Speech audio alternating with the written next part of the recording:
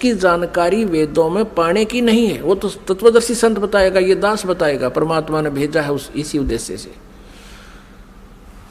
वो ना होने से ब्रह्मा जी ने ओम नाम का जाप किया, 4 युग तक समाधि लगा के हठ योग भी किया। तब दुर्गा ने अपने वचन से एक लड़की उत्पन्न की और उससे कहा कि बेटी आप जाओ और ब्रह्मा को जो समाधिस्थ है उसको उठाओ और कहो कि आपको माता याद कर रही है, तेरे बिना सृष्टि नहीं रची जा रही। अब 4 युग जब बीत गए, आकाशवाणी की दुर्गा को सरपुरुष ने कि दुर्गा सृष्टि रचो। दुर्गा ने कहा, प्रकृति देवी ने कहा कि आपका ज्येष्ठ पुत्र आपकी खोज में गया है, मेरे मना करते करते भी गया है। तब आकाशवाणी से कहा उस काल ने, सरपुरुष ने, कि उसको बुलाओ, मैं कभी दर्शन नहीं दूंगा। तब वो लड़की वहाँ भेजी।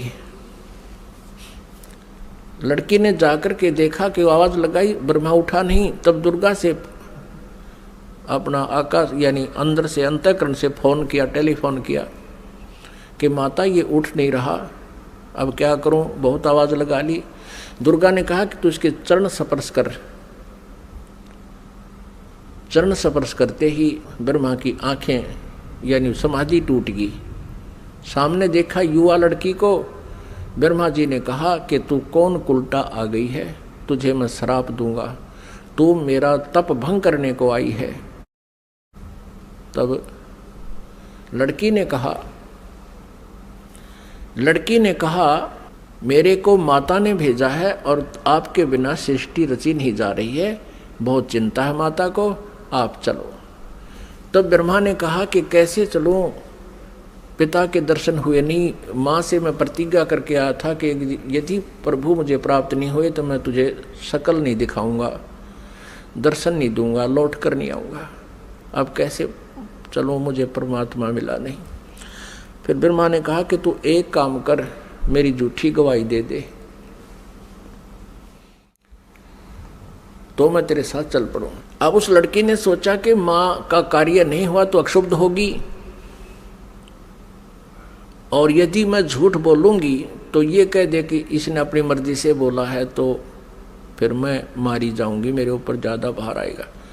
तब उसने शर्त रखी कि तू मेरे साथ विलास कर, तब मैं तेरी झूठी गवाही दूंगी, तू मेरे साथ ऐसा कर। ब्रह्मा ने सोचा कि परमात्मा के दर्शन हुए नहीं, वैसे मैं घर जा नहीं सकता। उसने उस लड़की की बात को स्वीकार किया। फिर लड़की ने अपने वचन से एक और लड़की उत्पन्न की और कहा कि 1 से 2 गवाह ज़्यादा अच्छे होते हैं। उस लड़की से कहा दूसरे नंबर की से कि तू भी गवाही देना कि ब्रह्मा जी को पिता के दर्शन हो गए और हमारे सामने हो गए। उसने भी यही शर्त रखी, इसी उद्देश्य से, कहीं मैं झूठी ना सिद्ध कर दे मुझे ये और ये आप बच जावें। उस लड़की ने भी वही शर्त रखी ब्रह्मा को, ब्रह्मा ने वो स्वीकार किया। अब तीनों के तीनों माँ के पास आ गए, दुर्गा के पास। अब दुर्गा ने पूछा, प्रकृति देवी ने पूछा ब्रह्मा से, क्या आपको अपने पिता के दर्शन हो गए? अब सुनियोजित षड्यंत्र के तहत ब्रह्मा ने कहा कि हाँ, मुझे पिताजी के दर्शन हो गए। तो दुर्गा ने कहा कि भाई कैसे मानूं मैं तेरी बात को, क्योंकि दुर्गा को तो फाइनल था कि उसने कह रखा कि मैं दर्शन नहीं दूंगा, ये मेरा फाइनल आदेश है, फाइनल फैसला है, डिसीजन है। अब दुर्गा को पूरा दृढ़ विश्वास था कि ऐसा तो हो नहीं सकता। तो उसने कहा कोई गवाह बता भाई, कोई एविडेंस दे। ब्रह्मा ने कहा कि दोनों लड़कियां मेरी गवाह हैं। अब उस दोनों लड़कियों से दुर्गा ने पूछा कि बताओ तुम्हारे सामने इसको दर्शन हुए? हाँ। दोनों ने झूठी गवाही दे दी कि हमारे सामने इसको ब्रह्मा जी को भगवान ने दर्शन दिए हैं, मनुष्य दृश्य है। क्योंकि वेदों में लिखा है, यजुर्वेद अध्याय नंबर 5 के श्लोक नंबर 1 में और 5 के मंत्र नंबर 8 में, तो 8 में तो 3 बार लिखा भगवान के विषय में, और यजुर्वेद अध्याय नंबर 5 के श्लोक नंबर 1 मंत्र में 2 बार लिखा अग्ने तनुरसी विष्णुवे तवा सोमस्य तनुरसी। परमात्मा सहशरीर है, उस परमेश्वर का सबके धारण पोषण करने के लिए उस अमर पुरुष का शरीर है। और ऋग्वेद मंडल नंबर 1 सूक्त नंबर 31 मंत्र नंबर 18 में स्पष्ट किया है कि वो नरवत अग्नि, मनुष्यवत, मनुष्य के समान है वो परमात्मा। तो ब्रह्मा को वेदों से तो पता था कि भगवान मनुष्य जैसा है, उधर से उनको समझा दिया, तुम न्यों बता दियो भगवान मनुष्य जैसा है। अब दुर्गा को सभी ने जब गवाही दे दी तो दुर्गा समंजस में पड़ गई कि मेरे को तो वो कह रहा था मैं दर्शन दूंगा ही नहीं, और इन बच्चों को दर्शन दे दिए। अब दुर्गा अपने मन में दुखी होकर दूर जा बैठी और कहने लगी कि आप तो बहुत झूठे हो। आकाशवाणी अपने इंटरनेट कनेक्शन कर लिया, ऐसे ही कर लेते हैं बातें जब जिनकी भक्ति से जो सिद्धियां प्राप्त हो जाती हैं, दूसरे से दूर देश में बैठकर भी बातें की जा सकती हैं। अब दुर्गा ने कहा कि आप झूठे हो, आप झूठ भी बोलते हो, संभालो अपने काम को, आप ही करो, मुझे कुछ कहते हो, बच्चों को कुछ कहा है। तब उस आकाशवाणी की उस काल ने, ब्रह्म ने, क्षरब्रह्म ने कि ये तीनों झूठ बोल रहे हैं, मैंने कोई दर्शन नहीं दिए। तब वो आई करड़ी होकर दुर्गा, जैसे जांच अधिकारी को जब पता लग जाता है कि सच्चाई क्या है, पहले तो विनम्रता से पूछता है वो थानेदार, और फिर सोटा ठा के खड़ा हो जाता है, सच्ची बता दो, झूठ बोलते हो तुमने, उससे पता किया, मैंने उससे पता किया, वो ऐसे ऐसे कर रहा। तब वो कहने लगा कि मुझे आकाशवाणी हुई है परमात्मा की कि तुमने को कोई दर्शन नहीं हुए हैं। तब ब्रह्मा हंसने लग गया कि माता मैं प्रतिज्ञा करके गया था कि पिताजी के दर्शन नहीं हुए तो मैं आपको दर्शन नहीं दूंगा। पिता के दर्शन हुए नहीं थे, हम तीनों ने मिलकर झूठ बोल दिया वापस आने के लिए। तब दुर्गा ने उन तीनों को श्राप दे दिया। ब्रह्मा को श्राप दिया कि तेरी जग में पूजा नहीं होगी और तेरे जितने भी अनुयायी वंशज होंगे तेरे जैसे लपाड़ लफंडर झूठे होंगे, सच्चाई का पता नहीं होगा पर विद्वान कब आएंगे। तो ब्रह्मा जी के अनुयायी कौन है? ऋषि महर्षि, और उनको वेदों का बिल्कुल ज्ञान नहीं था और महर्षि की पदवी पा गए।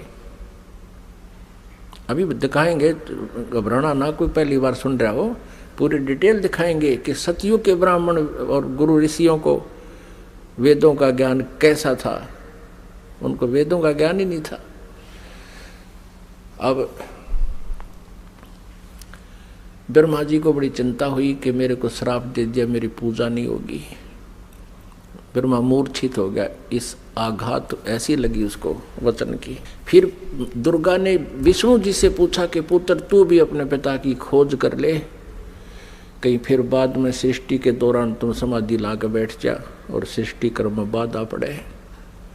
विष्णु जी चल पड़े पिता की खोज के लिए, शेष नाग के लोक में पहुंच गए। अपने आत्माओं प्रत्येक प्राणी ने अपनी जो डायरेक्शन कायम कर रखी है, सीमा कायम कर रखी है। जोटे ने भैंसे न अपनी कर रखी है, जब दूसरा भैंसा आ जाता लड़ मरा उसके साथ। कुत्ते ने अपनी सीमा बांट रखी है। ऐसे ही जो ही शेष नाग के लोक में विष्णु जी ने प्रवेश किया तो शेष नाग ने सोचा कि तेरे लोक में, तेरी जुरिडिक्शन में ये कैसे आ रहा है निर्भय होकर के, इसको किसी का खौफ नहीं, मैं यहाँ का सम्राट हूँ। अब जो ही विष्णु जी निकट आए तो उसने 1000 फन ऐसे फैला लिए शेष नाग ने, और 1000 फनों से विष का फुहारा छोड़ दिया। जैसे धुंध हो जाती है ऐसे विष्णु जी के चारों तरफ उस विष के फुहारे की धुंध होगी, और श्री विष्णु जी के शरीर पर, पूरे शरीर पर ऐसा पेंट हो गया काला, उस विष से काला शरीर हो गया। अब विष्णु जी ने देखा कि इस नाग ने ये क्या कर दिया, मैंने इसको कुछ कहा नहीं, आगंतुक के साथ ये ऐसा दुर्व्यवहार करता है, मैंने इसको कुछ कहा नहीं, कोई इसको हानि पहुंचाई नहीं, मैं तो अपना कोई किसी खोज में आया था और इसका इतना दिमाग खराब है। अब विष्णु जी ने सोचा कि ला इसको खत्म कर देता हूँ, इस नाग कीड़े को। जो ही शेष नाग को मारने के लिए आगे को चले विष्णु जी, आकाशवाणी की उस ब्रह्म ने, क्षर पुरुष ने, इनके पिता ने, कि विष्णु तुम ऐसे एक दूसरे को मारते रहोगे तो सृष्टि कैसे चलेगी? तुम वापस जाओ और कहीं पर, मैं कभी किसी के सामने नहीं आऊंगा, मैं दर्शन नहीं दूंगा किसी को, मेरी उपलब्धि कोई नहीं कर सकता। और जाके अपनी माता को सच सच बता दे कि मुझे दर्शन नहीं हुए। यदि तू झूठ बोलेगा तो तेरा भी हरास ब्रह्मा जैसा होगा। और इस शेष नाग ने जो तेरे साथ अभद्र व्यवहार किया है, इसका ऑयल, इसका टिट फॉर टैट, यानी इसका बदला तू द्वापर युग में श्री कृष्ण रूप में जाएगा, तब तू इसका बदला लेना। और अब इसको कुछ मत कहे। विष्णु जी को जब आकाशवाणी हुई, उसने परमात्मा की आकाशवाणी मान के वापस माँ के पास आ गया। दुर्गा ने पूछा, बेटा तूने अपने पिता के दर्शन हुए? विष्णु जी ने कहा कि नहीं माता, मुझे कोई दर्शन नहीं हुए। और माता ने पूछा, फिर तेरा हाल ऐसा कैसा हो गया कि ऐसे ऐसे शेष नाग के लोक में चला गया? उसने मेरे साथ ऐसा किया और आकाशवाणी में कहा है कि इसको अब मत मार, द्वापर युग में जब तू श्री कृष्ण रूप में जाएगा तब तुझे इसका बदला दिलाऊंगा। अब दुर्गा ने विष्णु जी को सीने से लगा लिया कि बेटा तेरे को सतिथि का विभाग दिया जाएगा और तेरी पूजा जगमग होगी और तू बहुत सच्चा व्यक्ति है। अब तीसरे शिव जी के पास दुर्गा गई, अपने पुत्र के पास, और कहा, बेटा तेरे दो भाइयों को तो पिता के दर्शन हुए नहीं, उन्होंने खूब ट्राई कर ली, अब आप भी खोज कर लो अपने पिता की, कहीं फिर बाद में सृष्टि क्रम शुरू हो जाए, उसके बाद तुम जाओ कितना संन्यास धारण करो, अभी जाके खोज कर ले। भगवान शिव जी ने, शंकर ने समझदारी की, कहा माता जब मेरे दो बड़े भाइयों को पिता के दर्शन नहीं हुए, ब्रह्मा जी ने तो 4 युग समाधि भी लगाई और विष्णु जी ने वैसे घूम घाम कर ढूंढना चाहा, तो मैं तो ट्राई ये नहीं करता माता, पर मुझे एक वरदान दे दो। दुर्गा से शिव जी ने कहा, तमोगुण शिव ने कहा कि मुझे एक वर दे दो माता कि मेरी मृत्यु कभी ना हो, मैं अमर हो जाऊं। अब दुर्गा ने कहा कि बेटा, श्री देवी ने कहा कि पुत्र यहाँ ऐसा नहीं हो सकता, जिसका जन्म है उसकी मृत्यु होगी ही होगी, ये मेरे बस से बाहर की बात है, लेकिन मैं तुझे एक विधि बताती हूँ जिससे तेरी आयु सबसे अधिक हो जाएगी। तो भगवान शिव ने कहा कि माता वही कृपा कर दो। तो दुर्गा ने कहा कि बेटा इस आयु के बढ़ाने का एक विधि है, तरीका है कि प्राणायाम करके श्वास को सूक्ष्म कर ले, एक स्थान पर बैठा रहे और सूक्ष्म श्वास कम से कम लेने से आयु बढ़ जाती है, क्योंकि आयु श्वासों पर आधारित है।